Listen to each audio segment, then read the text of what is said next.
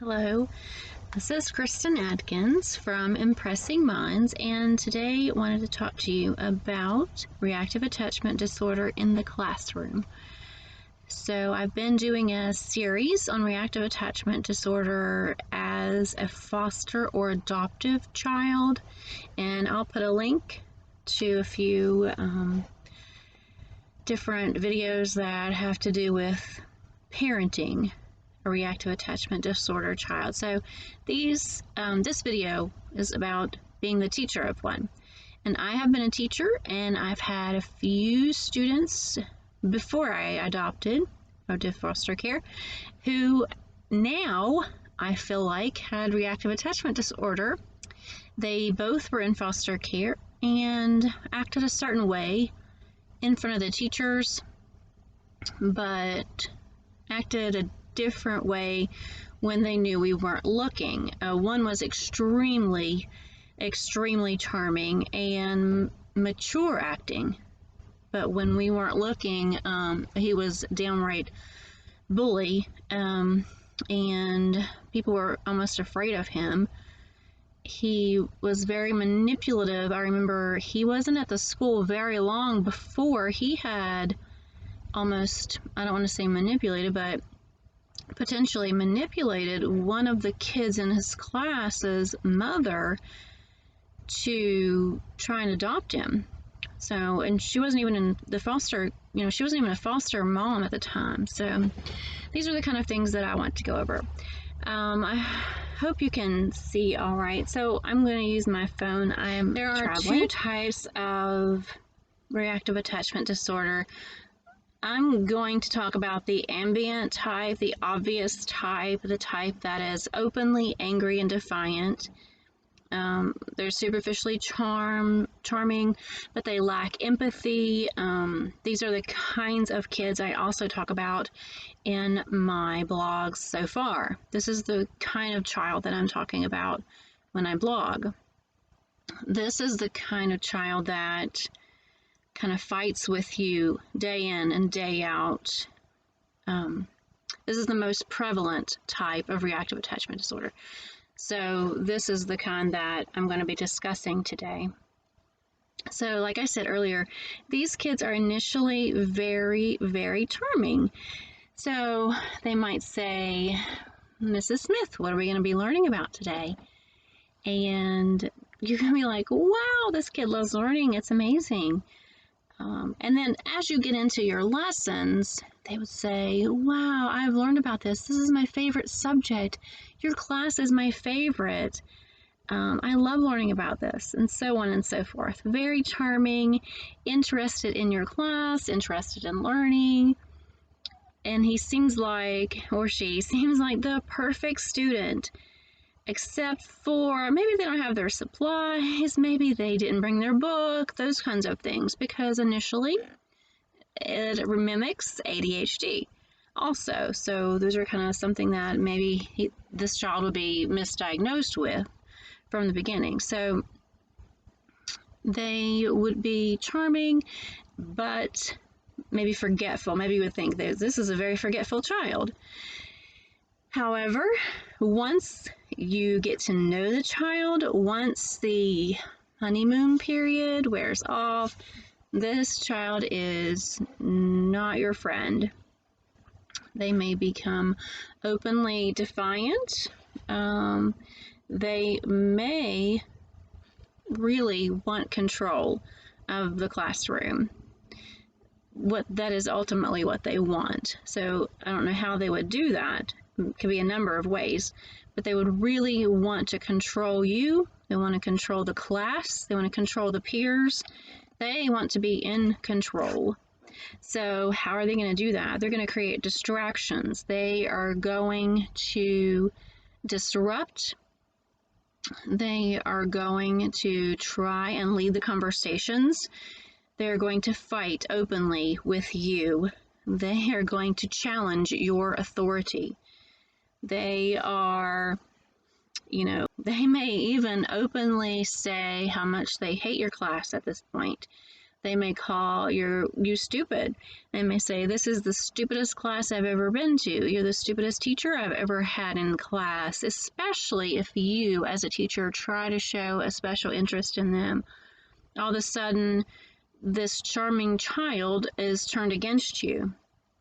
And that's because they have an attachment issue. So once you try to attach to them, they are fighting against you. They have a disorder with attachment. They are fighting against any type of attachment.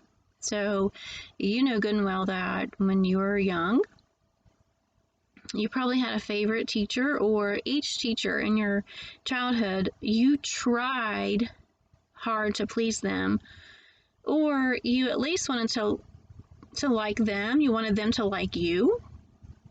So these children, when they feel like maybe you like them, they're going to buck that, and they are not going to want you to like them. In fact, they're going to want you to hate them, because that's what they're used to from whatever trauma that they had in the past. So they had some sort of trauma to create this attachment issue, and most likely it happened before they have memories of normal growth, more normal childhood memories from 3 or 4 or 5 years old. So they had something happen to them in their attachment cycle that's not healthy.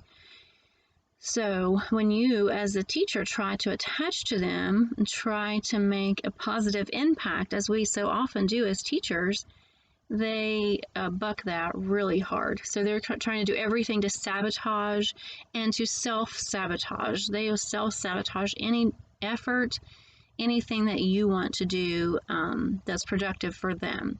Now, I'm not saying that all students are like this, because there are some students, there's a scale or a range of every disorder. So some moms that I have been around or seen discussions with have not said the same thing. Some say their students are really good in school and they make good grades. So there is a range of this disorder, of course, and everything I'm saying, there's a range to it. But most often they will try to manipulate and take over the classroom. So they're very manipulative, and they may want to tell you things like you're a great teacher in the beginning, but the opposite after you try to attach to them. They are argumentative. I mean, you could say there's a pencil beside them that fell on the floor. You could say, your pencil fell on the floor. Well, that's not my pencil. Yeah, I think that's your pencil. You need to pick it up. That's not my pencil. Well, I think, is it your pencil? No. Your pencil? No. Your pencil? It has to be your pencil. Go ahead and get it, because we're getting ready to do our assignment. It's not my pencil. I don't know why you're always picking on me. You always want to argue with me. It's not my pencil. You see what they're arguing about? Really nothing, but they want to have control. You're saying it's their pencil? No, it's not their pencil. And they're going to try and make you look bad about it. They often act very hyper because, like I said earlier, they are often misdiagnosed with ADHD first. That was the case with my Brad child. So he had ADHD. We treated him for that, and it helped a lot in the beginning. It helped so much before puberty hit. So hyperactivity is definitely something that you're going to see in this emotional roller coaster, like you'd see with ADHD kids also. Lying and stealing are huge with reactive attachment disorder, even in the classroom. Well, this lying could come into effect with anything, but mostly it's little things that won't matter, just like lying about, is that your pencil? I think it's your pencil. No, it's not my pencil. Lies could be so minuscule, so insignificant things. that you would think, why not just tell the truth instead of lying about this? There's no reason to lie. But lying is just a way for them to control the situation. And stealing is the same thing. Stealing could be just a way to be in control. So they see something they want and they take it because they're in control. I gave this example. The weirdest thing is like stealing ketchup packets from the cafeteria and then keeping them in the backpack. Stealing things from another student's desk and putting them in your desk. That kind of stealing. So it's nothing that you need or nothing that you would even want. One, cough drops come to my mind as something that kids really wouldn't be desirable, like candy. So that would be something, you know, why would you steal that? And you really don't need them. And ketchup packets, think about that. Why would you steal a ketchup packet when you can have it readily available to you in the cafeteria with your meal? But you stole the ketchup packet and then put it in the backpack to carry around with you. You know, there's no reason to steal that. So stealing and lying are huge. Often food. So like the ketchup maybe is just a means by which you can take the ketchup packet and then say, this is mine and I will have it if I want it. And so these kids are also very emotional. The emotional regulation, they're angry a lot of times. They don't control their emotions well. They don't have an outlet sometimes for their emotions. They need a lot of therapy. And they don't really need it in the classroom. Like they don't need you to help with their emotions. So just know that they're very emotional children. They could also be aggressive at times, and just be aware of that. So they are aggressive. They could bully kids, bully other kids because they were once bullied. And so, you know, hurt people, hurt other people. And so that may be the reason that they do this. I'm not sure, but they often are aggressive and bully other people. So the next thing I wanted to talk about was how to discipline these children. Normal discipline doesn't really work with rad children.